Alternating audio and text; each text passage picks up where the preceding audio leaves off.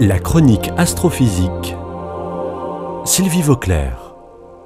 On me demande souvent si j'aimerais partir en capsule spatiale, comme les astronautes, pour voir la Terre depuis le lointain. C'est pour tous une émotion intense, inimaginable, de voir ainsi notre monde dans sa globalité. On s'aperçoit alors à quel point les frontières sont artificielles. Ceci étant, le métier d'astronaute n'est pas facile physiquement. J'ai eu l'occasion, il y a longtemps, simplement pour essayer, de faire quelques tests d'entraînement. Je vous assure qu'il faut une très bonne santé pour y arriver, et aussi être psychologiquement très stable.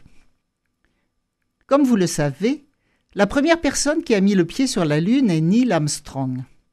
Buzz Aldrin a suivi, il est descendu le deuxième.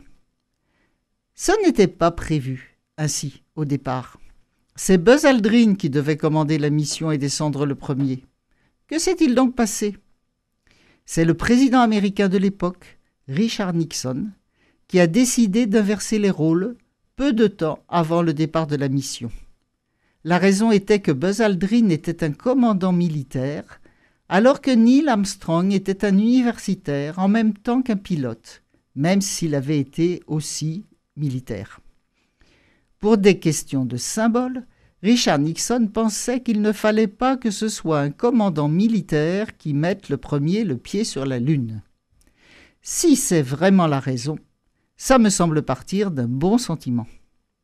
Cependant, on le comprend, Buzz Aldrin n'a jamais avalé l'humiliation. Comme Neil Armstrong était déjà sur le sol lunaire, il a pris des photos de Buzz Aldrin en train de descendre de l'échelle. Ça a permis à Aldrin de déclarer que si Armstrong était descendu le premier, c'était pour que lui, Aldrin, puisse être pris en photo en train de descendre. Bon, ne nous arrêtons pas à l'amour-propre des astronautes. Ce qui est certain, c'est qu'ils étaient tous, Aldrin, Armstrong, sans oublier Michael Collins, qui lui était resté en orbite, des hommes extraordinaires, prêts à risquer leur vie pour aller toujours plus loin. On peut vraiment leur rendre hommage à tous.